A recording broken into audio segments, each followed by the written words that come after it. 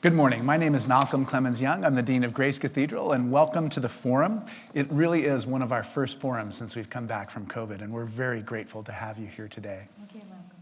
After World War II, President Truman signed the 1949 Housing Act, which authorized the demolition and reconstruction of urban neighborhoods that were considered slums. This policy, quote-unquote redevelopment, specifically targeted neighborhoods that were low income and not white. In the 1960s, the Fillmore became a focus of San Francisco's urban renewal, one of the largest projects of its kind on the West Coast. It impacted nearly 20,000 people.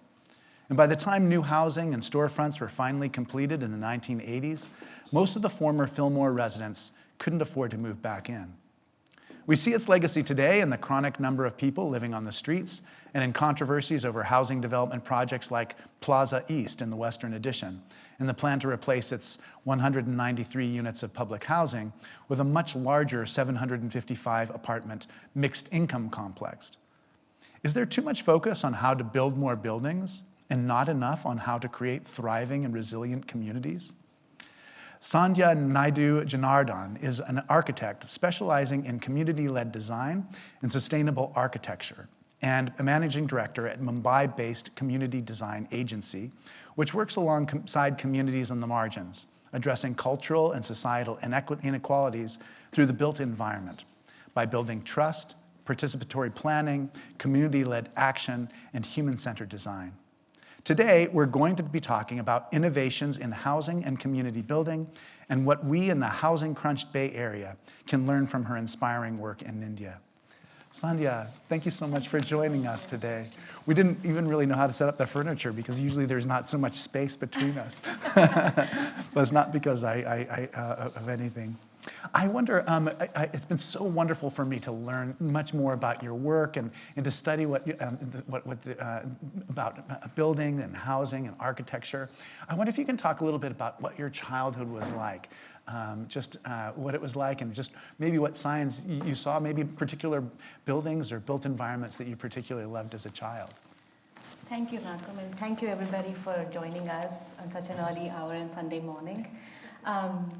I must say this is my first time sort of having an in-person conversation, so I'm a little bit nervous. But it's exciting to be here and to talk about our work. And you've asked a very loaded question, and it's something which I have been reflecting on, especially in the recent past, because during COVID, we were sort of working with our communities, deeply embedded in sort of making sure that we were fulfilling our commitments, facing all the challenges, I guess, just like the rest of the world. Yeah. But increasingly in the last few months, we have started talking about our work even more because we have completed a few projects in the last 6 months, which I will come to in a moment. And there's always been this question about why do you care so much about it? And I have been thinking about that quite a lot. And it takes me back to my childhood when, as a family, we moved between homes very frequently in the same city due to financial constraints. We did the same in my family. Yeah, and this is the first time I'm discussing it in a public forum, and I'm guessing my parents will be watching the recording, so I want to give them full credit because they never compromised on my education and the opportunities that I could access. And there was this one very pivotal moment for me. We were living in a pretty large, what's called a townhouse in the city of Bangalore. It's basically a city that the British decided to develop to make it their summer home. So the culture of townhouses and having these big bungalows was part of that British legacy. And due to financial constraints, we had to move, and we moved into this small little ground floor unit on a ground plus 1 story structure, and it didn't have lighting. It didn't have enough ventilation, but mostly the sunlight, because I remember in the townhouse very distinctly as I would get ready to go to school, the way the light comes streaming on the staircase because it was a 2-story building. And I really missed that. Yes. And I spent a considerable amount of time just reimagining that space, like what would happen if we broke down this whole wall, or how do you bring more light in? And I could also see that it was impacting my family. But it was, again, in retrospect, once I started my architecture education, that oh, wait a minute, that's why it was impacting my family as much as it did. But at the time, we couldn't understand. Right. I mean, there's a way in which architecture creates a kind of feeling. Our son, when he was a very young boy, was just fascinated by like very small spaces. He liked all small things, but he was very interested in architecture because he was conscious that our built environment creates a kind of feeling and creates possibilities for connection and disconnection too. Yes, and also the feeling of safety, and also to allow us to aspire and to allow us to be creative. And I think space has that power. So that was basically sort of, you know, where I realized the impact that space can have on people. But otherwise, I had a pretty conservative upbringing in a South Indian city, in Bangalore, as I said. Yeah. And it also just happened, I guess I was just right time, right place. I come from a family where women were not necessarily allowed to work, but it was at the right time when I graduated, when the technology boom, if you will, happened in Bangalore. So that's kind of called the Silicon Valley of India. So it just became very normal for even young women to work, and it was timely for me. I finished my architectural education and I was allowed to work. And again, that we were part of that aspirational lower middle class families where a lot of kids were going overseas to study. Yes. So my father, I think, was very, very tempted by it. And it's a matter of great pride for him that he was able to send me to a really good university in the US. So that's sort of briefly about my childhood. Yeah, I can imagine. We had the former vice dean here was in the first year that you could be ordained as an Episcopal priest in England. She was ordained in that year, so she was a real pioneer, and it definitely had a huge effect on her confidence and her ability to kind of manage difficult situations, because she ran into so many people who'd never seen a woman who was a priest before, and it really that struggle and the suffering, it really built her character. And I wonder if you can talk a little bit about that aspect of being a woman in as an architect, and you know, what kind of barriers you're faced and what kind of advantages you see too in that experience. So just in an Indian context, doing engineering was sort of what a lot of the boys did, if you will. Yeah. But as soon as computer engineering became trendy, both men and women boys and girls sort of enrolled in college. But with architecture, interestingly enough, there were more women in the course than men. Right. But now it's changed. But from when I studied, we were sort of, I think, 4 women to 1. Was it viewed as more like an art? It was, and it was also not very lucrative to be an architect. Yeah. So I think it had the direct sort of financial implication, and I guess it's still not lucrative to be an architect. Well, keep working at it. So from that perspective, it was not that difficult to sort of find that acceptance to be an architect as a woman. And what I'm finding now with my practice is that going in as a female architect into the communities that we work with, it's proving greatly advantageous. Yeah. A is because I think the fact that, you know, you are female, and it's very disarming is what I've noticed when you go into communities to talk about your work, and even the women in the community are much more willing. And of course there's a cultural barrier of women interacting with men, so that's worked in my favor greatly. Where there is a challenge of me being an architect and leading a studio and doing the projects that we are right now, is where I face that when it comes to dealing with government officials, of course, or do the bureaucracy itself. So they're still not used to dealing with women in leadership positions. So that's something which I see as a barrier. But outside of that, where it really matters with the communities, I find that to be in my favor to be a female architect. Yeah, it's interesting. I love your description of just how the introduction of the new technologies around computers have just had these enormous social changes. And I wonder too, just about, I mean, you know, when I think of you and I think of your work, I think of incorporating empathy into architectural practices. I wonder if you can talk a little bit about that, because I think that also might be related to just your experiences as a woman, as an architect. Right. One of my colleagues, actually, he's here in the audience, and he said that Eric's here. He told me, architects inherently, like, they go into a context or a place, and they decide it's not been solved because they haven't gotten there yet. Yeah, right. Interesting. And it's always stuck with me, because what that made me do is that whenever I would go into a certain situation where I found that was not an ideal situation, according to my lived experiences, it made me sort of step back and think about, wait, why is it that way? Right. And if it has been that way for decades or years, why hasn't it been solved yet? Right. Why hasn't somebody else done it yet? So that really helped me in sort of going in with that open mind to engage with the community from that sort of empathetic lens, if you will.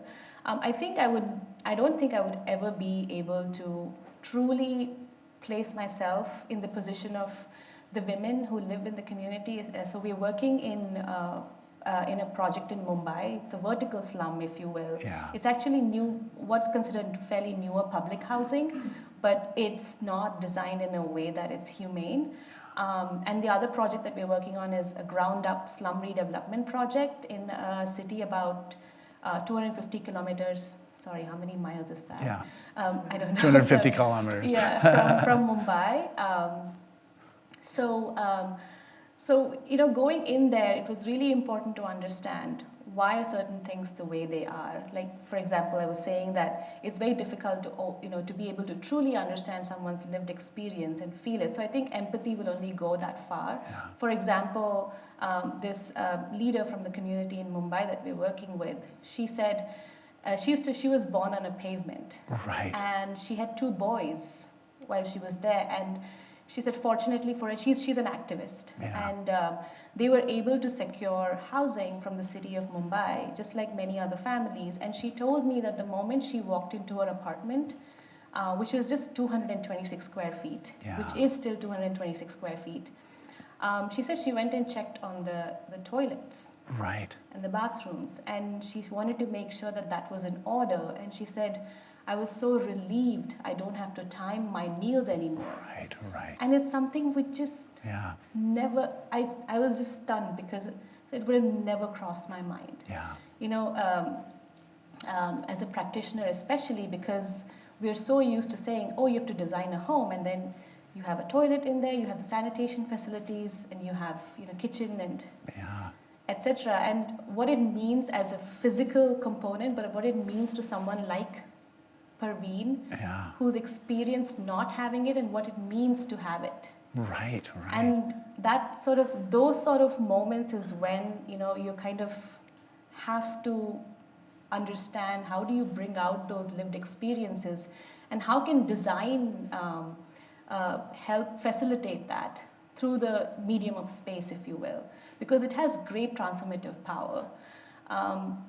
For example, you'll see our projects online if you go to communitydesigningAgency.com. I have, yeah.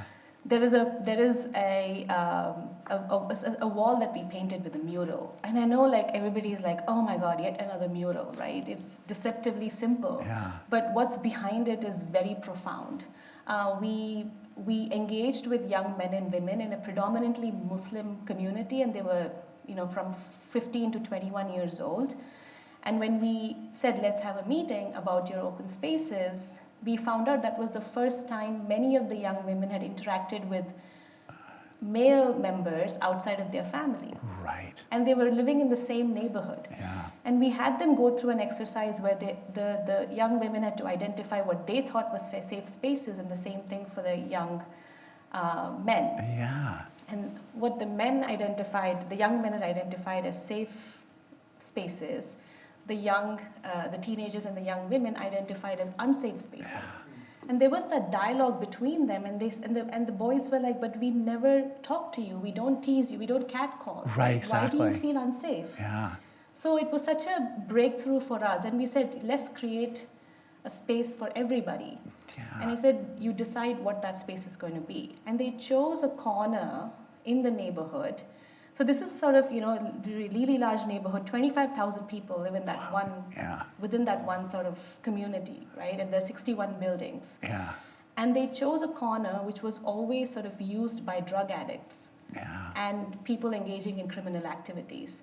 And they were able to claim it. And now we hear stories about, how young women can use the space at 8 in the night, in which they never thought they would step out of their homes because the mothers would be very concerned for their safety. So this is sort of the power that we see through empathetic design, if you will, which takes time. Right, exactly. And that's the question that we are also trying to answer now, if you will, because what happens is that when we say participatory and community-led, we can't go, oh, it's such a nice thing to do. It's not. It's actually it's very critical to do, because the return on investment is a social return on investment. And to be able to, how do you quantify that? How do you monetize that? But we can look at it as a way that once these spaces are made with the community, they are going to take care of it. Right. And it creates for a very thriving and a very fulfilling sort of space that people can live in.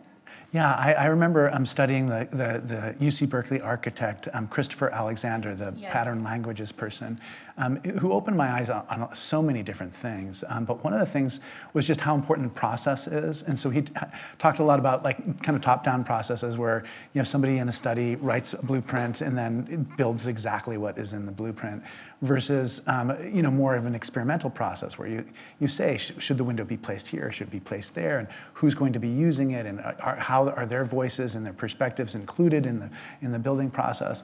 I wonder if you can talk a little bit about that, just how do you involve people, and how do processes matter in terms of building these kinds of spaces that are either inviting or dangerous to us? Yeah.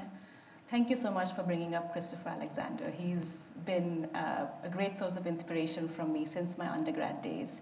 And it really resonated with how I, looked at space, or how I, designed for the, for communities, or even in school, sort of from a theoretical perspective. So I would like to kind of start backwards with an anecdote, right? Precisely because what you talked about, how he looks at it as a more experimental sort of, that sort of, how do you, evidence-based design, if you will. I think it kind of came from the way, the thought that, the kind of ideas that he had generated. So we recently completed phase 1 of the slum redevelopment project I'm talking about. We handed off the keys in April to 33 families. That's wonderful. So it was a very exciting moment for us, because we had to complete the building during COVID. We couldn't stop construction because we had relocated a few families to make space for the new building. And after a month or so, and I visit every month, and we have a team on the ground who are very closely following how the families are inhabiting the space, because we want to understand how to measure the impact that sort of participatory design process and measure the impact of well-designed spaces can have on well-being and health, and even sort of financial well-being of families in the long term. So on one of my visits, I went in there and looked at different homes, and they'd already sort of, done interior design works, and they had personalized it. It was beautiful to see that. But as an architect, you wonder, well, would I put that pattern against this tile? Right. I'm not quite sure, right? But you have to be accepting, of it, in the sense that how the community ends up taking ownership of it. And I went into this particular home, and so basically the unit has what's called a bedroom, if you will. That's how we labeled it in the drawing when we designed it. And one living room space with a kitchen, open kitchen, and then a toilet and a shower. They wanted it separate, and some families combined it depending on their needs. And this one particular family had converted the bedroom into a prayer room. Oh, yeah. And I was just there, I was like, what is happening? Because then where is everybody sleeping? Right. And they're so used to living in a certain way. And they're a family of 3 or 4. It's not a very large family. But I just stood there completely baffled, because it challenges everything that you have learned as an architect, right? And whether it is education or practice. So, so that sort of ownership and that sort of, I think with the community having that freedom to adapt the spaces that the way they want it is very important for us. So when we design to ensure that there is adequate light, adequate ventilation. It's all passive cooling. In fact, the homes are a few degrees cooler. It's in a semi-arid climate. Oh, yeah. And I was very happy to see that the buildings are performing really well with a lot of internal courtyards. So we had adapted to the local architectural typology as well. Yeah. So the basic of sort of how the buildings would function, I think we as architects and engineers should understand the science and technology behind it. But from a participatory perspective, it was also very important for us to have these conversations with the community, not with going in with plans that we have already come up with, because we think it's a good idea for them.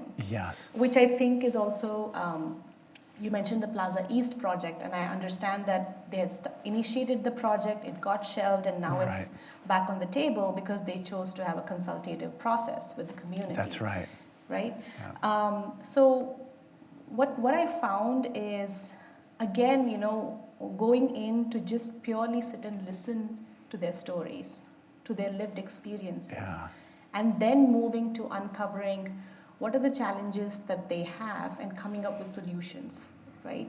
So I realized that it's important to understand where they came from and the struggles that they had to go through. Because I'm going to create a scenario. So let's say we go to Plaza East and we want to engage with the women, and out of that I don't know how many of them are single moms or even working moms, if you will. And you call them for a meeting at 4, and I'm there as an architect and as person who is initiating a consultative process. It's so important for me to understand that they're probably giving up a couple of hours of their work, and they're earning on hourly basis. Yes, exactly. And there I am, I have this grand vision for the neighborhood, while they are probably worrying about how to pay bills the next day. Right, right. So you're already setting up, even through the participatory consultative process, you're already setting up a very unequal platform. Yeah. Because I'm getting paid for my time. Right, exactly. That's just what occurred to me, and they're actually paying to be there. Exactly, exactly. And they're also probably worrying, and one of the other things that I read about the Plaza East residents is that they had been constantly complaining to the developer that they had a lot of leakage issues and some of their infrastructure is not functioning well. And here's a mother who's worrying about the mold in her home and worrying about how to put food on the table the next day. But I'm there saying that, don't you get it? We're going to be building this amazing neighborhood for you. Let's reimagine this together. Yeah. It's not an equal conversation, if you will. So what I have realized is you have to first let them express, the challenges that they have been through. And we did something similar in the Slum Redevelopment project. Sitting with the elderly women, they were telling me about how they were moved at 3 a.m. in the night to a swamp, if you will, because they had to build a stadium in the city, and they were sort of in a slum in that particular location. Right. And they were moved in the middle of the night. And they had no idea where they were. And they had police over there with guns, so they couldn't protest. And it was in the middle of the night intentionally because the city didn't want the civil society organizations to get involved. And this was in the late 70s, early 80s. And the women talked about how difficult it was, and they said they didn't have access to water, so they had to use their saris to filter out the dirty water, boil it, and then use it. And they talked about how many times they had to rush to the hospital in a very tricky sort of terrain because their kids were getting bitten by snakes. Oh, wow. But it was important to hear that. Right, and I think we understand that idea of that healing process. Because for communities in the margins, what I've understood in my experience is that they don't feel heard. So it's important to ensure that they're heard and we get it. And I think only then can we move on to the participatory process. We do lots of chai in India. I suggest having multiple flasks of coffee here if that's the thing, right. But until and unless you don't establish that relationship with the community, the consultative participatory process, I don't think will serve the purpose that it needs to. Because through those conversations, you can actually you begin to understand what's most important to them. Right. It's not through our exercise as architects saying these are the homes, this is the play area, and this is the edible garden, if you will, which everybody is doing these days. Yeah. You can't sort of be prescriptive about it. Only through conversations with the families, with the people who have lived through all of those adversities, will you really understand what matters to them. Yeah. Truly. I wonder if you two can talk a little bit about just like the history of redevelopment in India, and just how did it look like what we saw here in North America, and how it was different. I mean, was there kind of an architectural consensus in the post-war years that this was the way to approach urban planning? So India has had a slightly different, I think, trajectory to North America or Europe, especially post-war. Yeah. Post-war is when we got our independence. Exactly. And at the time, the country decided to, I think they were still trying to evaluate, should we go the socialist way or should we go the capitalist way? Right. And I think that it had to be a blend of the two, because India is a major trade center. It's been for centuries, so we can't just sort of say we're going to go the socialist way, especially the way land ownership, the way the businesses were all structured around the caste system. Yeah. So on the one hand, again, I'm not an expert in this area, but just thinking about it in a very simplistic way, maybe socialism might have helped, because we might have overcome the caste system in a more effective manner, but I don't know. So for us, at the time, India started with what's called the 5-year plan, and I'm suspecting that that's a direct sort of inspiration from how the USSR that's what I would guess too. Operated with the 5-year plans, and but we have kind of discontinued that now, because it's not very efficient. 5 years is a very short period to say you're going to uplift the entire country. Right.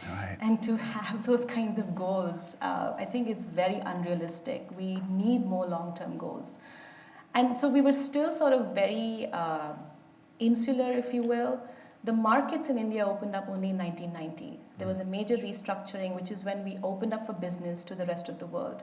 So the kinds of redevelopment that happened before 1990 and post 1990 are very, very distinct. So before 1990, it was sort of had a socialist model to it. They were trying to build homes, but urbanization was sort of happening very slowly.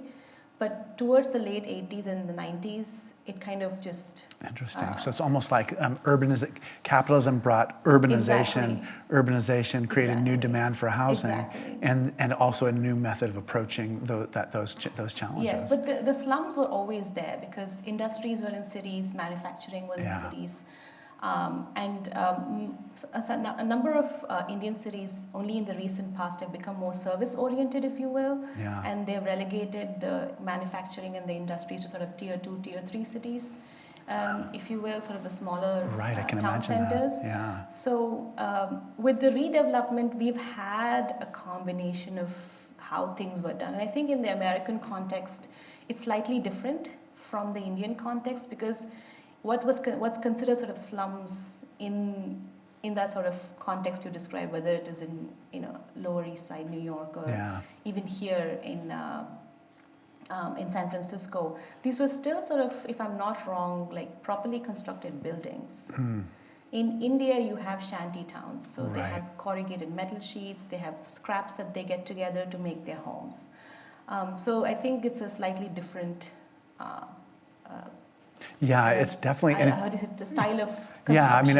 Exactly. I mean, what you're talking about is like building codes and the influence that they have on the social system too. Yes. But I mean, we're starting to see. I mean, like in Los Angeles and San Francisco, those corrugated tin shanty towns. Yes, I'm learning about that, and I've been reading about it, which is very, very tragic, if you will, because this part of the world had really sophisticated financial mechanisms, whether it is tax subsidies from the government or having grants from the federal government itself, and the way capitalism worked in terms of bringing in funding or investment into housing, that it's not been able to solve for it. Yeah.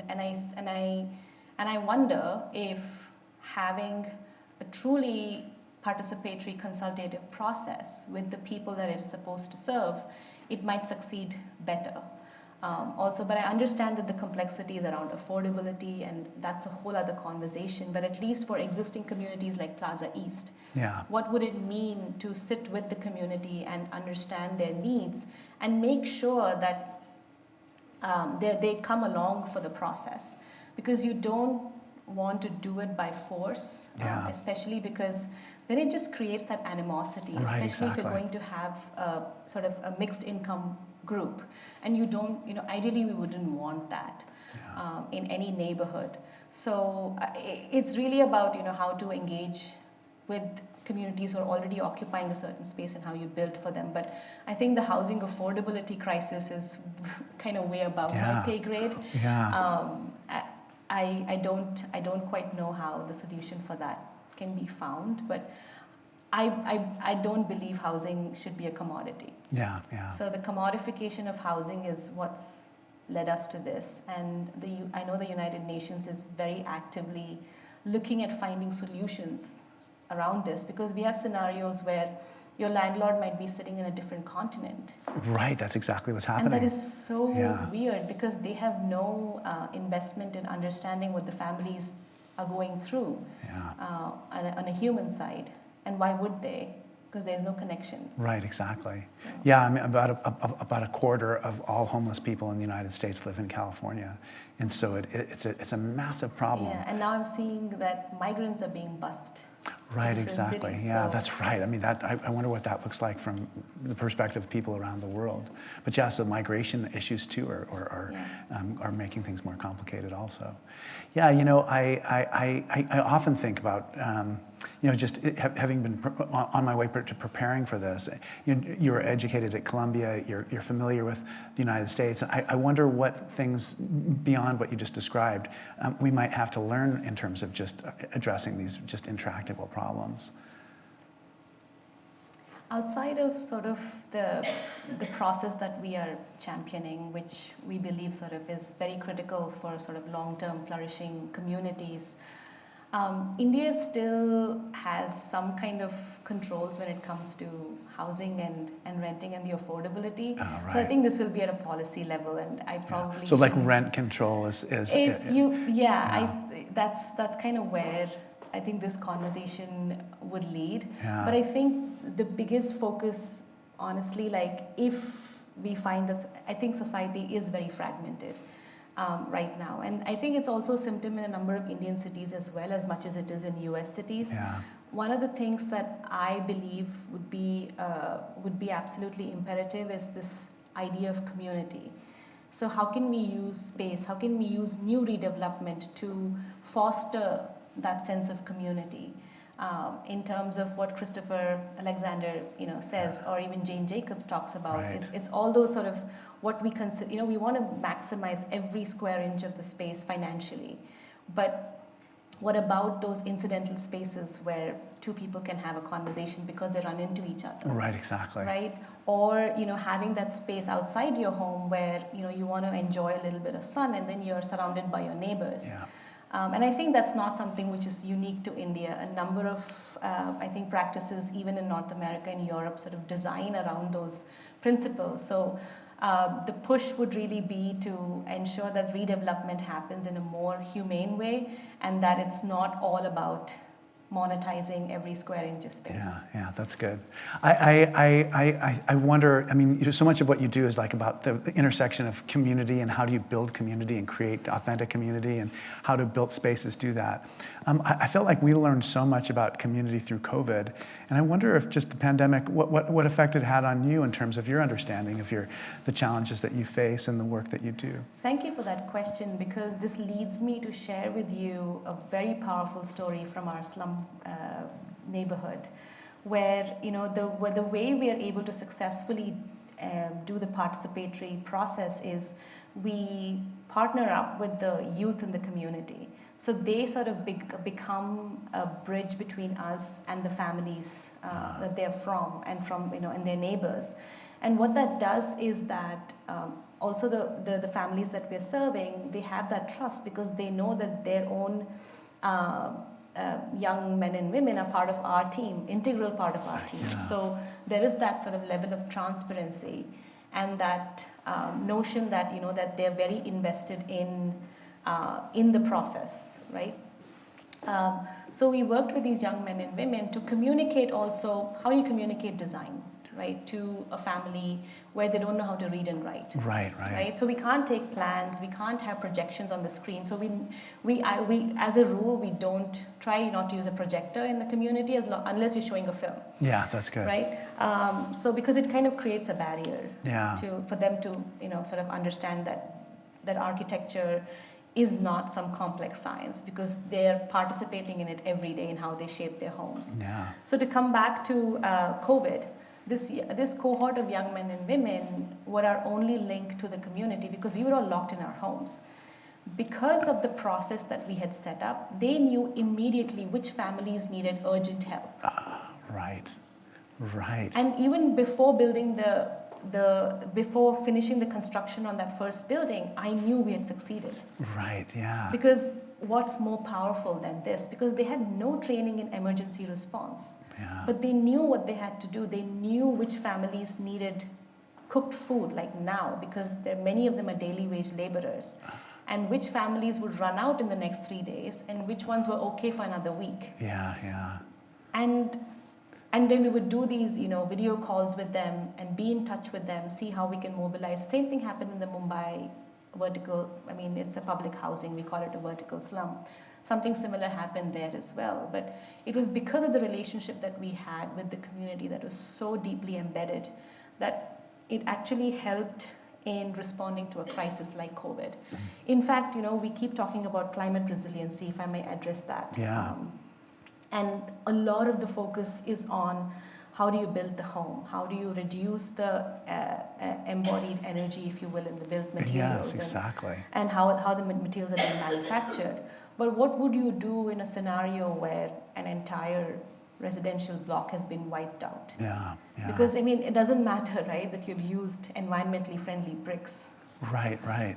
So that's when I started thinking that this sort of process that we are setting up actually helps build even more resiliency. Because when we go into these communities, we are going in assuming that they're already very resilient and socially cohesive. Right. And they are communities on the margins, because they have to negotiate their way every day, every minute, and they become really strong as a unit. Yeah. So we want to know through our design process and through the participatory process, how can you strengthen that even more? Because in those scenarios, what you need are people who can mobilize very quickly on the ground. Right.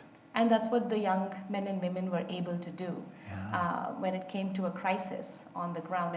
And I believe that the process that we followed made that happen. Yeah, it sounds like a wonderful example of just how a community pulls together and solves problems in ways that you might not imagine if you were, somewhere from outside the system. And it's very localized too, right? Because they knew how to, it was not one of those things where they said, well, we are 930 people here, send us food.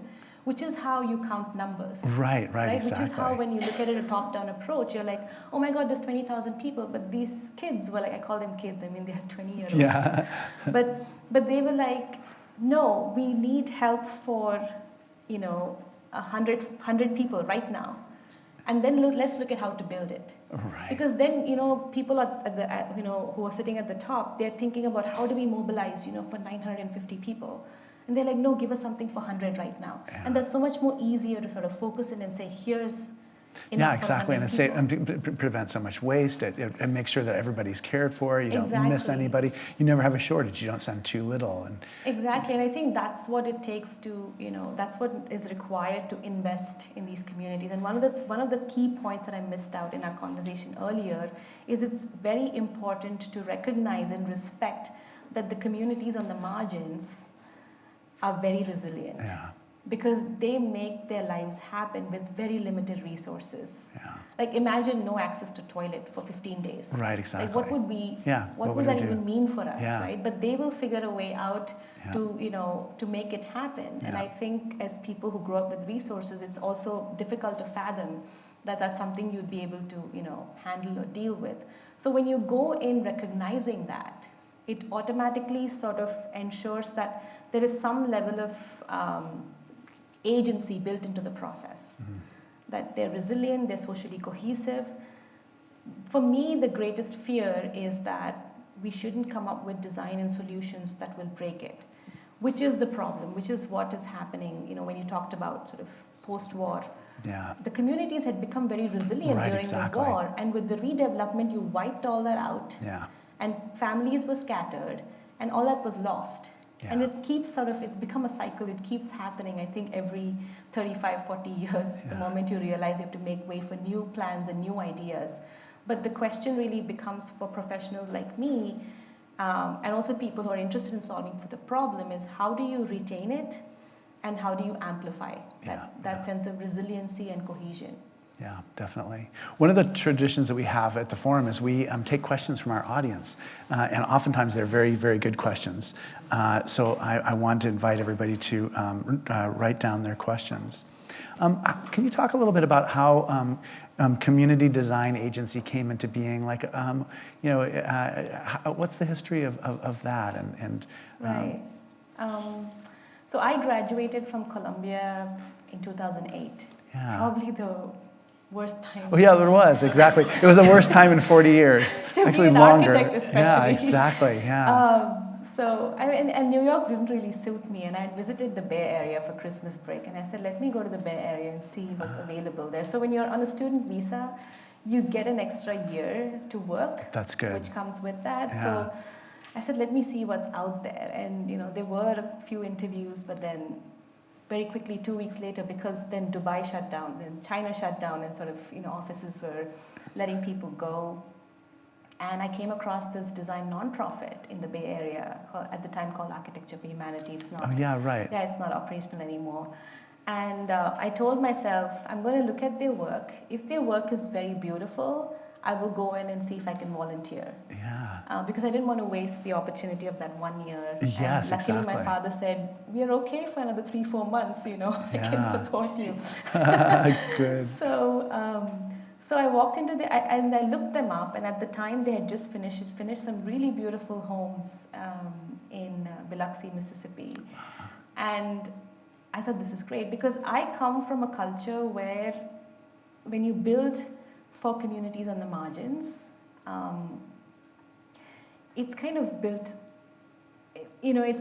very poorly. Yeah. The way I put it is, because that's the general definition, and we don't use the phrase poor people, we don't use the phrase urban poor, because I think people can be poor in so many different ways, not just economical, right? Yeah. But when building for the poor, automatically somehow it becomes an excuse for building poorly. Right. So, for me, it was important that whatever we are designing, whatever we are envisioning and plan to build, we have to ask ourselves, would we ourselves live in that? Right. Would we use that space? Would you send your own kid to that school? Yeah. Would you take your mom to that hospital that you've helped design and build? Right, exactly. If the answer is no, we go back to the drawing board. Yeah. Right?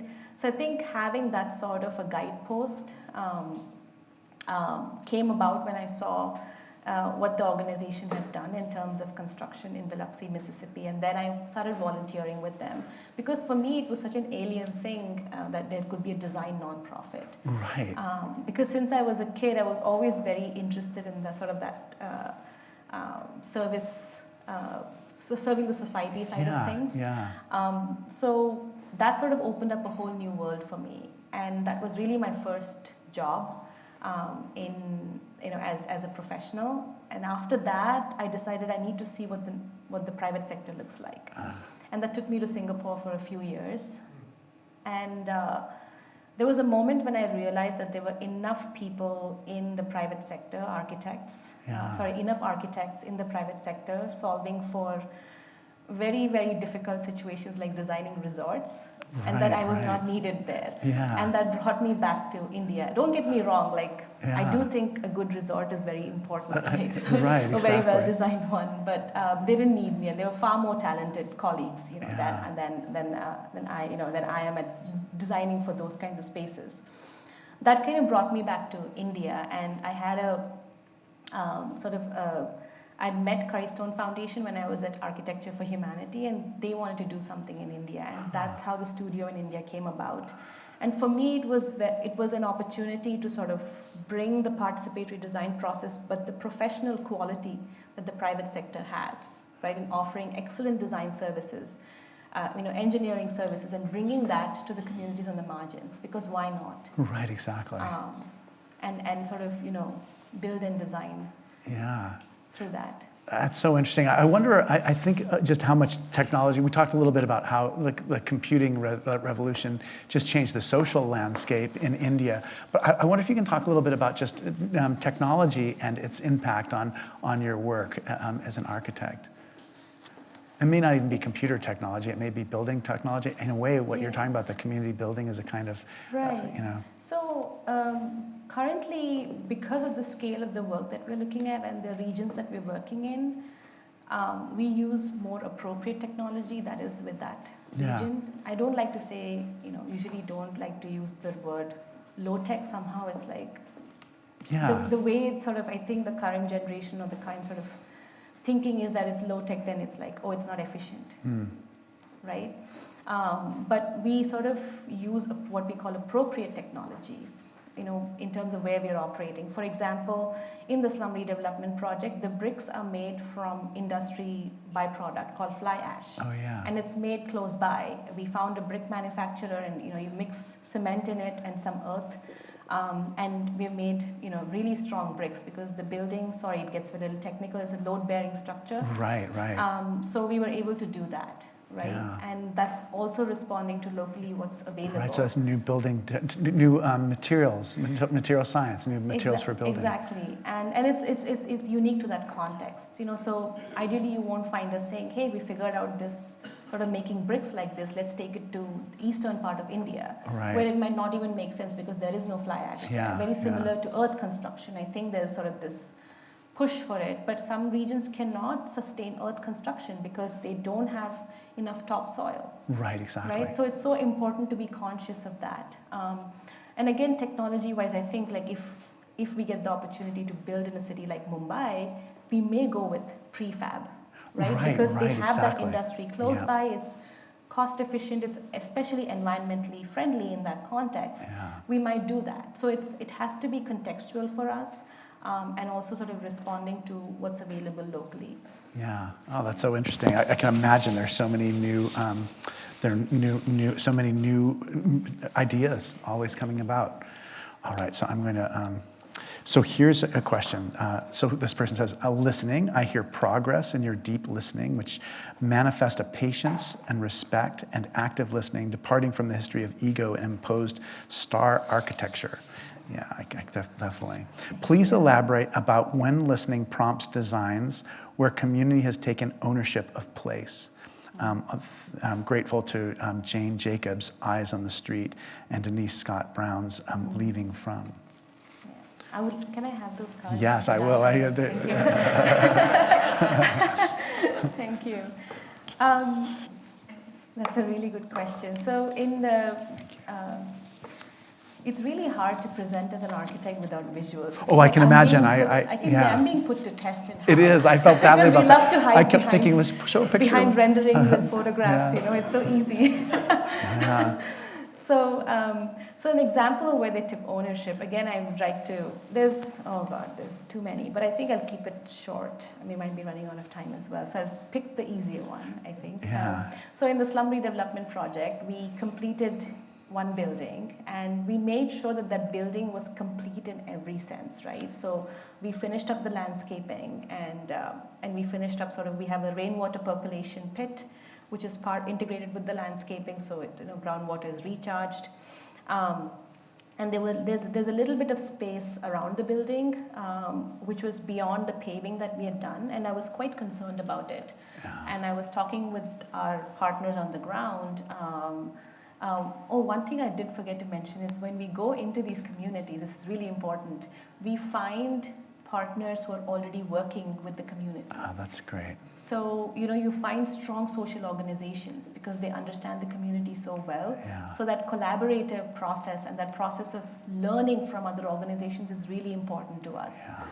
And that's helped us greatly. So I think it would be really important, and no matter which community you go into, they will always have these educational programs and health programs. And it would be good to partner with existing organizations, so you're not reinventing the wheel, Right, right. Or making the same mistakes, if you will. Yes. You can make new mistakes, ideally not the same mistakes, Yeah. right? So we were talking to our partner Snehalia, and I said, I'm very concerned that we're leaving this dirt patch there, because what we saw in Mumbai is, even though it was not a dirt patch, there were these sort of narrow streets between the buildings. It's filled with trash. Right, I saw those. Right? Yeah. And that sort of happens when you don't have that sense of belonging or sense of ownership with your built environment. Yeah. And I was very concerned about that. And we had actually planned for edible gardens on the terrace, but then we quickly realized that we need to create a shaded structure on the terrace before we can install the edible gardens there.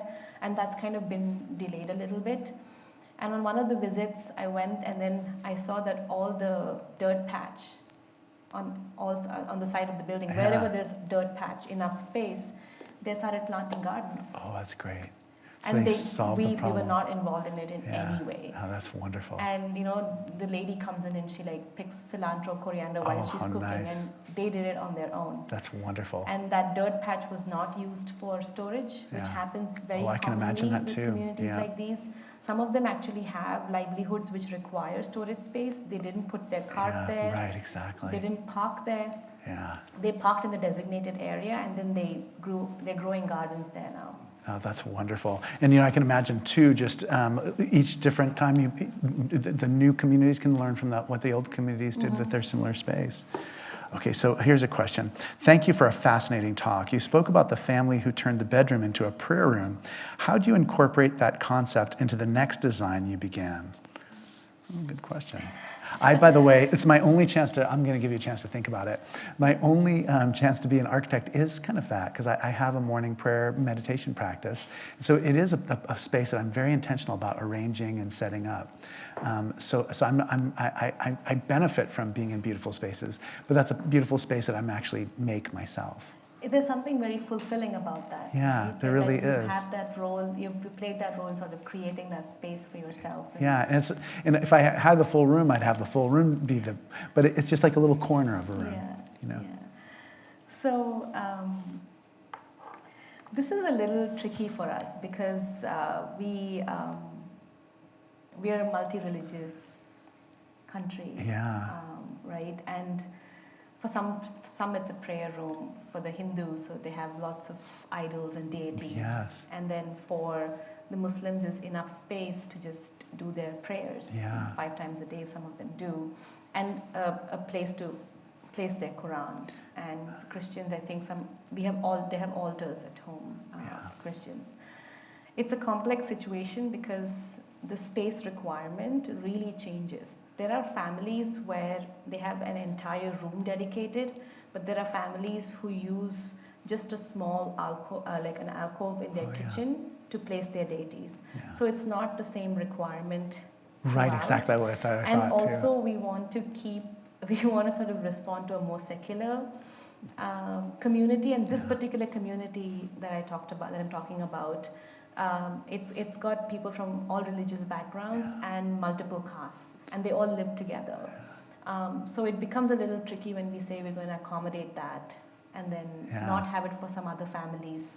So what we're doing in the new design is we're providing that sort of opportunity to have that space in the wall. Oh, that's a great Because idea. we have to be efficient with the space. It's only Right. 300 square feet that's allowed. Yeah, so you can make a little niche in the wall. Exactly. So Oh, that's wonderful. So you really are taking it into consideration. Yeah, in your, so that can be used Yeah. for decoration Right. purpose, or they can use it to place their deities or the Quran or the altar Oh, of the Christians. I didn't think you were going to go that direction at all. That's lovely.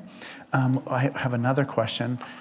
What are your greatest challenges in building high-density housing in ways that are both beautiful and elegant?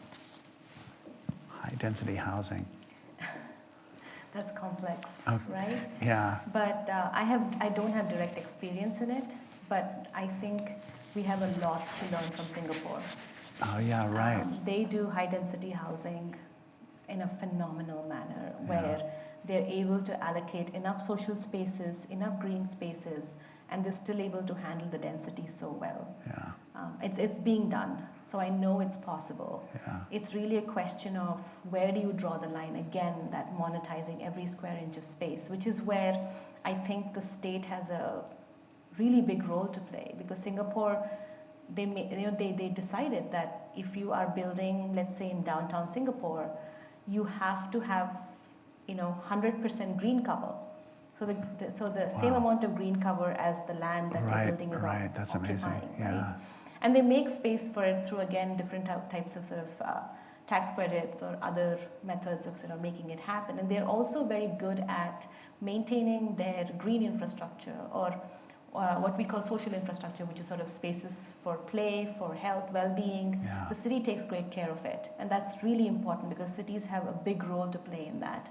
I think that constantly looking towards the private sector so to solve for all of this is not actually leading to useful solutions. When I say useful for every part of society, not just for the wealthy. Right. So there are very good examples, and if I do get the opportunity to do a high density project in Mumbai, there'd be a lot to learn from countries like Singapore. Yeah, yeah.